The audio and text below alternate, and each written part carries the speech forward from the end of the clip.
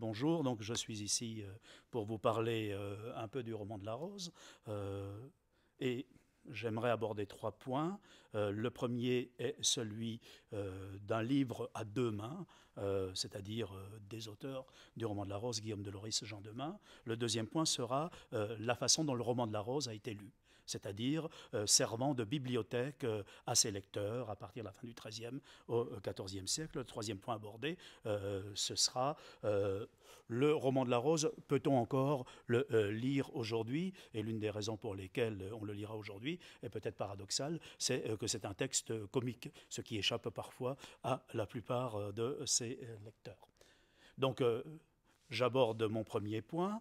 C'est un texte tout à fait étonnant, puisque quand vous avez devant vous un manuscrit du roman de la Rose, eh bien, vous avez un texte qui a été écrit en deux temps et qui d'ailleurs raconte sa propre genèse. Pour en venir à des choses très concrètes, dans les 300 manuscrits qui restent, il y en a une bonne centaine qui sont enluminés. Parmi ceux-là, il y en a qui ont des programmes complets. La plupart des manuscrits qui ont des programmes complets de miniatures comportent sur le feuillet des vers 4000 à peu près, une vignette sur laquelle vous avez représenté un copiste, et puis à côté une rubrique. Ici, Guillaume de Loris a terminé son texte, et maître Jean Chopinel demain a continué. Et donc, cette circonstance est tout à fait étonnante. Elle n'est pas anecdotique.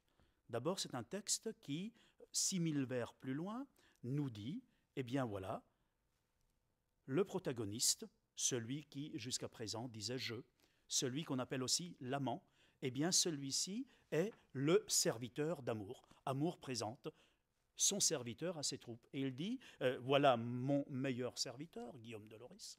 Et puis, parmi les choses extraordinaires qu'il va faire, il va rédiger le livre qui s'appellera Le roman de la Rose, où tous mes commandements seront mis. Et puis, chose plus étonnante encore, il prophétise la mort de Guillaume de Loris. Si se reposera Guillaume, c'est ici que s'arrêtera Guillaume.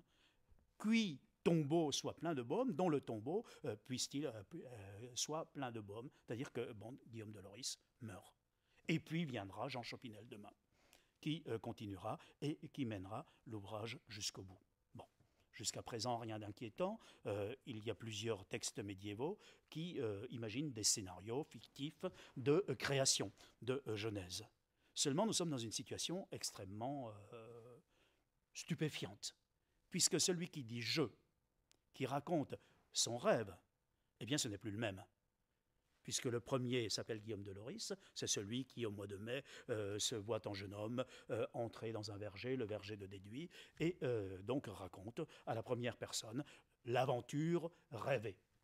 Et puis, à partir du vers 4000, lorsque l'on dit explicitement que Jean Chopinel demain continue, eh bien, c'est toujours le même jeu, mais ça ne peut plus être évidemment le premier auteur. Donc déjà, quelque chose de très étrange. Ça correspond non seulement à un statut très particulier de l'auteur, ça correspond aussi à une rupture complète de ton. Non pas de cadre, mais d'univers de référence, de pensée.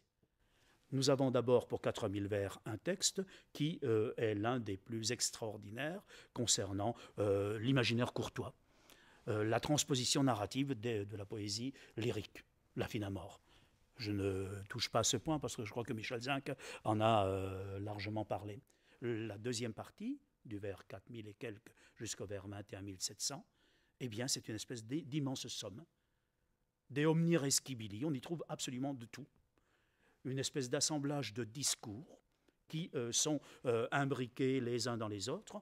L'histoire reste la même, mais ça devient un support pour toute une série d'enseignements sur la sagesse, sur l'ordre du monde, sur la façon de concevoir l'amour, le mariage, la noblesse, et ainsi de suite. Donc nous avons changé complètement d'univers de référence. Et c'est un universitaire, vous savez, ce sont parfois des cuistres, c'est un universitaire de la fin du XIIIe siècle qui en profite pour étaler son savoir. Et il y en a pour tout, hein. Il y en a sur les miroirs, il y en a sur la prédestination. Toutes les allusions aux auctores, il cite sans arrêt Cicéron, Socrate, etc. Les exemples mythologiques, bref, c'est une véritable bibliothèque. J'y reviendrai après. Donc cette histoire des deux auteurs correspond, et ça c'est un cas unique dans la littérature médiévale, à un changement, non seulement de main, mais à un changement d'univers. Or, ce changement d'univers n'est jamais marqué autrement dans les textes que par cette image du copiste, qui est d'ailleurs installé au milieu du verger. Ces miniatures sont très amusantes, puisque, évidemment, les copistes ne travaillaient pas dehors, ils n'étaient pas installés sous les arbres, mais là, le scribe a son pupitre sous les arbres, cela signifie sans doute, évidemment, on garde le même cadre, le verger de déduit, et puis le texte continue, mais sous une autre main, et d'ailleurs celui qui écrit, il est tonsuré la plupart du temps, il a la silhouette, l'apparence du clerc, et c'est maintenant un discours de clerc, c'est de la clergie que l'on va mettre dans le roman. Donc voilà un premier point qui est tout à fait étonnant. Alors, je n'entre pas dans des détails extrêmement sophistiqués, évidemment, sur le fonctionnement même du texte, puisque ce rêve est censé s'être réalisé complètement, mais s'être réalisé, évidemment, pour le premier écrivain. Donc la fiction de départ ne tient plus. Et c'est la raison pour laquelle, d'ailleurs, Jean Demain achève par une pirouette. Il achève d'abord par une plaisanterie, j'en reparlerai tout à l'heure à propos du rire, lorsqu'il prend la cueillette de la fleur pour quelque chose de très concret, à savoir la défloration, qui est décrite avec un très grand luxe de détails. Et donc, il termine par une pirouette, avec une certaine désinvolture, en congédiant tout simplement le rêve. Un seul vers à la fin, à temps fut jour, le jour se leva, et je m'éveillai. Et puis voilà, circuler, il n'y a plus rien à voir. Bon, donc ça c'était le premier point. Le deuxième point sur lequel je voulais intervenir était celui de la façon dont les médiévaux, après 1280 bien entendu, lisaient le roman de la Rose. Il y a eu, mais ça remonte à un certain temps maintenant, presque 50 ans, un livre magnifique de Pierre-Yves Badel sur la fortune du roman de la Rose au XIVe siècle, qui montrait comment le roman de la Rose imprégnait l'écriture de la plupart des grands textes qui sont parus au XIVe siècle. C'était d'ailleurs surtout le roman de la Rose de Jean Demain qui a été retenu. Et à partir de ces réflexions de Pierre-Yves Badel, justement, on peut se dire que le roman de la Rose a connu un immense succès. Il a connu un immense succès tout simplement parce qu'on y trouvait tout. Lorsqu'on a dans sa bibliothèque le roman de la Rose, on n'a plus besoin d'encyclopédie. Lorsqu'on a dans sa bibliothèque un roman de la Rose, on a non seulement une belle histoire, on a des recueils de citations. Et on a pu établir effectivement que le roman de la Rose, d'ailleurs je vous le recommande, ne lisez pas le roman de la Rose d'une seule traite, ça va vous tomber des mains. Le roman de la Rose, c'est un texte dans lequel on rentre, on sort, on s'en va glaner quelque chose, on a besoin d'une citation, on est très en colère contre sa femme, on a envie d'écrire un texte misogyne, on va aller dans le discours du jaloux et on y trouve toute une série de formules choc. Et pareil, si on a un moment de méditation philosophique, si l'on veut penser à la folie de la jeunesse et à toutes ces choses-là, eh bien, on va voir dans le discours de raison. Et donc, ce qui pour nous est tout à fait étonnant, c'est de voir qu'un texte peut être... Mais c'est normal puisque les livres sont très rares, sont très chers. On n'en a pas 100, on n'en a pas 200. Ceux qui ont 200 livres, ce sont les très grands princes, c'est le duc de Bourgogne, etc. Donc le roman de la Rose a dû se diffuser dans des cercles beaucoup plus, j'allais dire démocratiques par anachronisme, dans des cercles beaucoup plus vastes. Le bourgeois qui a chez lui un roman de la Rose l'utilise un peu comme un livre de raison, comme un livre de référence. C'est un peu comme Montaigne lorsqu'il lit les anciens. À cette époque, l'intertextualité est au fondement de la création poétique et donc c'est à partir d'autres textes que l'on écrit. Et c'est à cause de ça que pendant 2 siècles, même à la Renaissance, encore chez Rabelais, on trouve des citations du roman de la Rose, parce que le roman de la Rose, c'est un répertoire de citations sur la plupart des sujets. Alors évidemment, il y a des sujets qui sont privilégiés, comme ce que je disais tout à l'heure, les passages qui sont des passages misogynes. Évidemment, ça a déclenché la fameuse querelle du roman de la Rose, puisque Christine de Pisan a été très sensible à ces déclarations particulièrement fracassantes sur la perversité des femmes, en oubliant évidemment qu'il fallait tout remettre en contexte, que celui qui prononçait les discours les plus offensifs, les plus agressifs, était décrit comme d'ailleurs un jaloux pathologique, qui finit par battre sa femme. Et on voit d'ailleurs de façon très subtile décrire le délire qui monte, le jaloux qui se raconte son histoire, qui devient de plus en plus fou et qui finit évidemment par la violence physique. Et c'est là-dedans qu'il y a un certain nombre de citations particulièrement fracassantes. Celle qui est la plus connue fait rimer ce que vous imaginez avec fut.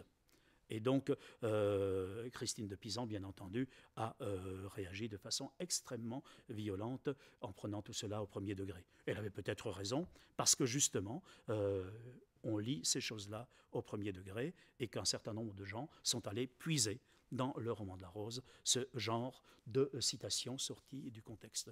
Alors, ce que je suis en train de vous raconter ici, c'est évidemment la partie de Jean de Meun, qui fonctionne de cette façon-là. Parce que curieusement, le roman de la Rose a été lu, mais il a été lu surtout à partir des vers 4000 et suivants. Ce qui pour nous, sont les plus ennuyeux, parce que ce sont les parties les plus didactiques, c'est l'étalage du savoir, mais c'était ceux qui intéressaient la plupart de ses lecteurs. Les 4000 premiers vers, la description du jardin, du verger de Déduit, l'évocation de la cueillette de la rose, le ballet des personnifications, l'inamoramento, eh bien, tout cela devait paraître dans les années 1300 et suivantes déjà comme quelque chose de délicieusement rétro, voire de ringard, en tout cas d'archaïque. Et donc ce n'est plus tout à fait dans le goût du jour. C'était quelque chose de tout à fait nouveau dans les années 1230. En 1300, c'est devenu presque d'une trivialité et presque d'une banalité. Et puis il faut dire que le texte de Guillaume de Loris est peut-être plus difficile à comprendre. Le jeu littéraire est beaucoup plus sophistiqué, il y a moins d'allusions directes, et donc on est allé lire essentiellement du côté de Jean de Meun.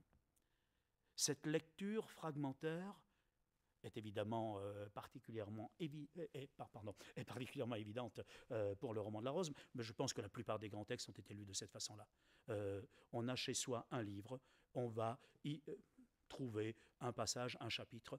Nous sommes dans une situation, dans une société d'oralité encore prédominante, de moins en moins, 14e, 15e, mais les gens qui savent lire ne sont pas très nombreux. Lorsqu'ils lisent, ils lisent pour les autres. Et vous n'imaginez pas que quelqu'un lise à voix haute 21 700 vers du roman de la Rose. Toutes les insomnies y résisteront de toute façon. Donc le mode de consommation, le mode de performance orale ici explique aussi que tous ces livres servent à des lectures fragmentées.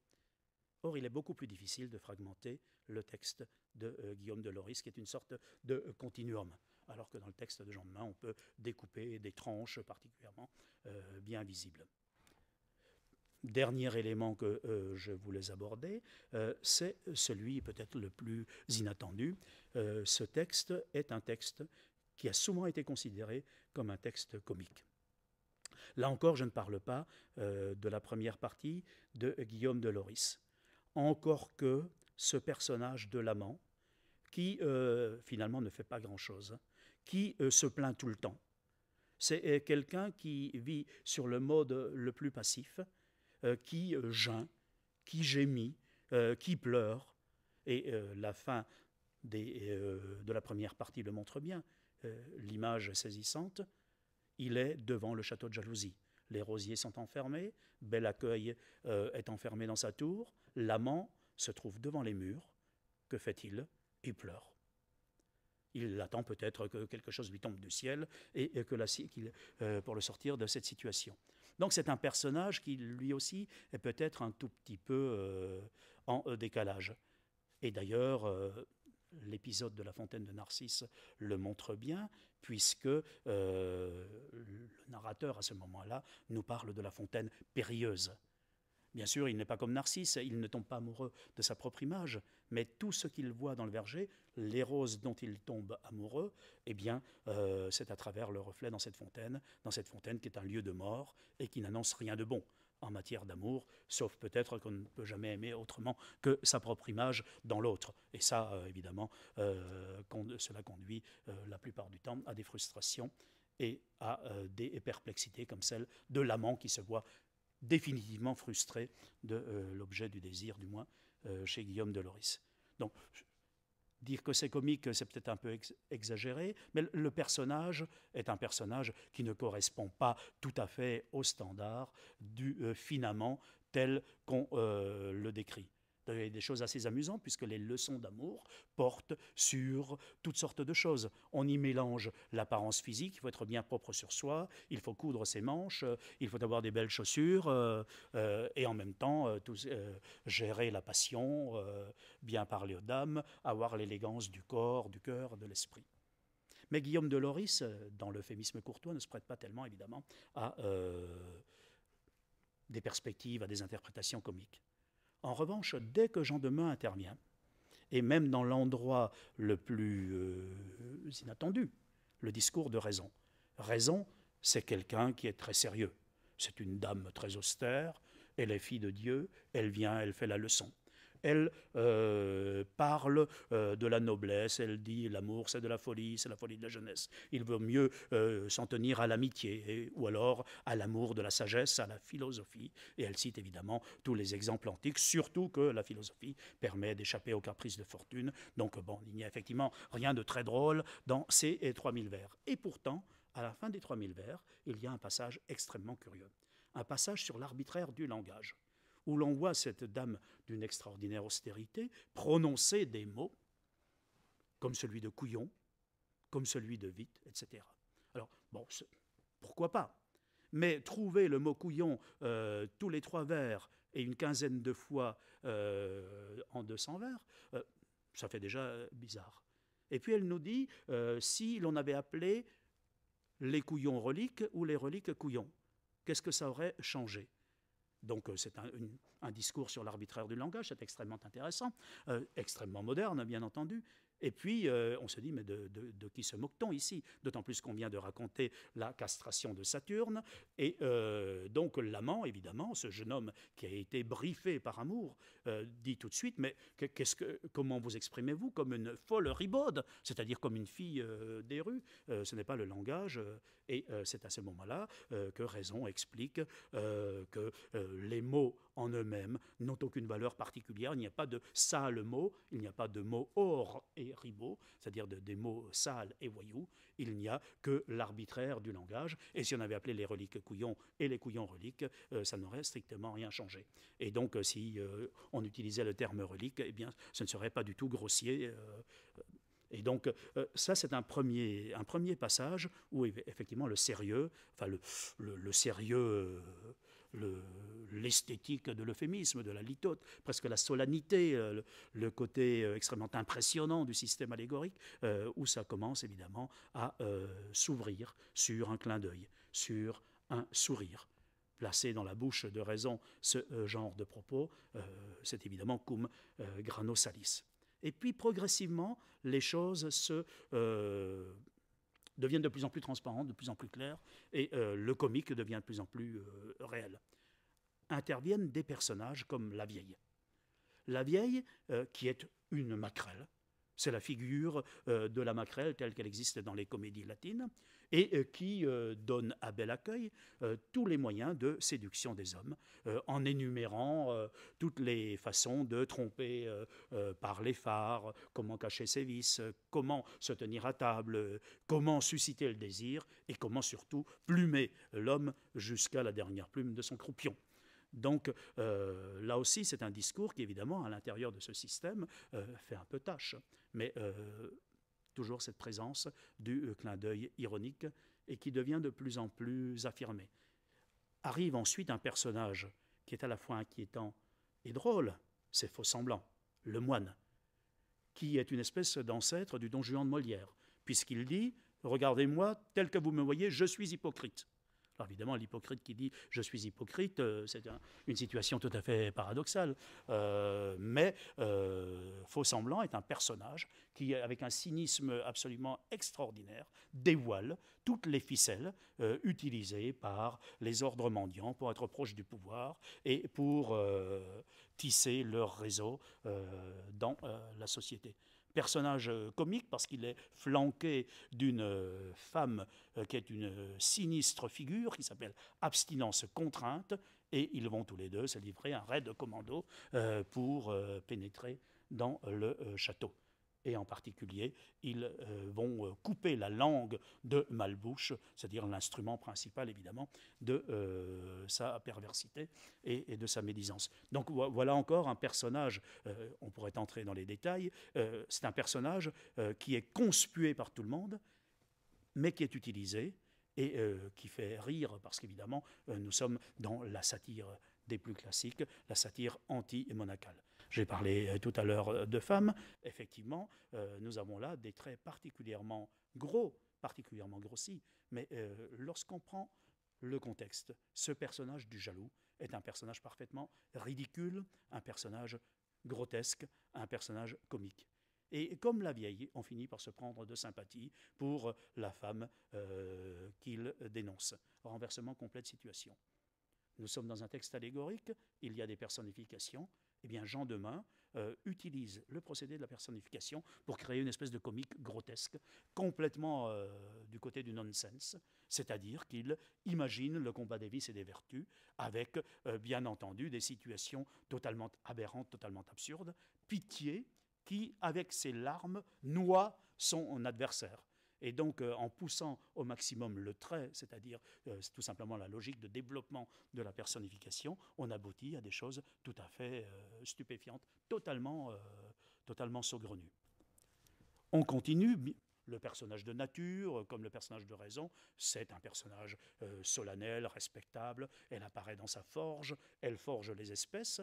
Et là, il y a une scène assez comique aussi, puisqu'on nous explique que le monde existe encore. L'humanité continue à survivre parce que nature forge les espèces. Mort est à côté, elle les assomme au fur et à mesure, mais nature a toujours quelques coins d'avance, quelques monnaies d'avance. Et cette petite avance de nature, c'est l'humanité. Donc il faut imaginer la scène de nature qui forge les espèces et puis mort derrière avec sa massue qui les assomme au fur et à mesure. Mais Nature tient un discours sur l'ordre de l'univers. C'est un discours extraordinairement sérieux sur le cosmos, sur les éléments, sur la chaîne dorée qui relie tous les niveaux de l'être pour dire que tout fonctionne en harmonie. Cosmos, c'est la beauté, c'est l'ordre. Tout fonctionne en harmonie sauf l'homme. L'homme qui est le seul à ne pas respecter ses commandements. Quels sont ces commandements? Eh bien, c'est reproduisez-vous. L'homme qui utilise toutes sortes de détours pour pratiquer l'amour sans songer à la procréation.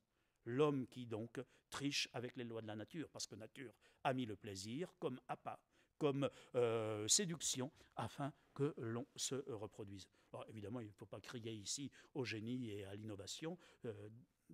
Dans la théologie médiévale, c'est quelque chose qui est relativement banal, que, évidemment, cet éloge de la procréation, de la reproduction, à travers la relation amoureuse, et tout particulièrement le mariage. Et à partir de là, on tombe dans la gaudriole. À partir de là, intervient un personnage qui s'appelle Génius. Il est hérité de textes latins philosophiques du siècle précédent, Alain de Lille. Ce sont des textes qui reproduisent un peu le système platonicien, qui le mettent en poème allégorique. Et bien le personnage de Génius chez Jean Demain devient une espèce de joyeux luron. Déguisé en prêtre, il monte sur un tonneau et il se met à prêcher l'orgie généralisée. Reproduisez-vous, arrêt, baron, labourez, seigneur, labourez. Et donc c'est un passage absolument succulent. Bien entendu, il dit labourez, labourez, pour moissonner, pour vous reproduire. Et les 1000 derniers vers du roman de la Rose tombent dans non plus le double sens allégorique, mais dans le double sens équivoque. Nous avons là un passage tout à fait extraordinaire qui revient sur les reliques et les couillons. C'est-à-dire que la défloration de la rose, comme je vous disais, situation extrêmement concrète, est présentée à travers des métaphores filées. Un reliquaire entre deux colonnes, dont il faut briser la verrière. Enfin, je n'entre pas dans des détails, nous restons toujours dans la métaphore. Et puis tout cela est présenté avec un luxe de détails. Le personnage, l'amant, le protagoniste, est déguisé en pèlerin. Il a sa besace double, on se demande pourquoi. Il a son bâton et c'est avec cela évidemment qu'il brise la verrière. Donc toute la dernière partie, c'est une sorte de dérapage contrôlé avec un langage, un double langage permanent qui renvoie à une grivoiserie qu'on a l'habitude de voir plutôt du côté du fabliau. C'est même plus sophistiqué que le fabliau, parce qu'il est rare que le fabliau ne fasse autre chose que de décrire de façon très directe, très concrète, et j'allais dire presque numérique, ce qui se passe dans les chambres à coucher. Tandis que là, c'est peut-être quasiment rabelaisien, avec cette espèce de plaisir des mots. On essaie d'explorer toutes les métaphores du langage autour des organes de la reproduction et de la pratique elle-même. Et donc, pour terminer sur tout cela, peut-on encore lire le roman de la rose aujourd'hui? Je ne vais évidemment pas dire non. Mais on peut se demander effectivement ce qu'un lecteur du XXIe siècle peut y trouver. Ce n'est pas un texte d'abord facile, parce qu'il suppose évidemment une culture médiévale. Pour vraiment pénétrer dans le jeu des intertextualités, il faut connaître la lyrique, la poésie lyrique, il faut connaître le roman, il faut connaître un certain nombre de références qui étaient celles que les clercs apprenaient à l'école. Bon, donc ça demande un certain effort, qui lui-même est déjà intéressant et louable. Mais une fois qu'on a fait cet effort, on est dans un texte qui nous donne une image extraordinaire de la mentalité, du fonctionnement de l'imaginaire d'un clerc des années 1280. Comme il a étalé son savoir, comme il n'a presque rien caché de ce qu'il connaissait, eh bien nous pouvons reconstituer la culture, l'imaginaire extrêmement riche d'un professeur d'université des années 1280, donc d'un intellectuel de cette époque. Alors évidemment, c'est une sorte de document historique. Il y a un autre plaisir à rentrer dans le roman de la rose, ce sont les 4000 premiers vers qui se lisent comme un beau poème d'amour et comme l'une des plus belles traductions dans un récit de l'inamoramento et de toutes les souffrances, de toutes les perplexités, de toutes les ambiguïtés, de toutes les joies, de tous les plaisirs qui sont liés à ce genre d'expérience. Et puis, last but not least, nous sommes devant de très beaux manuscrits. Moi, je connais ceux qui sont à Montpellier, par exemple. Je vais les regarder régulièrement. Il y en a 2 qui sont superbes. Eh bien, on a le plaisir, vraiment le plaisir que devait avoir le lecteur de l'époque à feuilleter. Une fois qu'on a mis ses gants blancs, parce qu'il faut respecter bien entendu le texte, mais en même temps c'est une façon aussi solennelle d'aborder cet univers clos. Une fois qu'on a mis ses gants blancs, eh bien, on peut se laisser aller au plaisir d'entrer dans ces images, de regarder leur beauté. Et je pense que lorsque Guillaume de Lorris évoquait son verger, la beauté dont il parle, c'est aussi la beauté évidemment de son livre.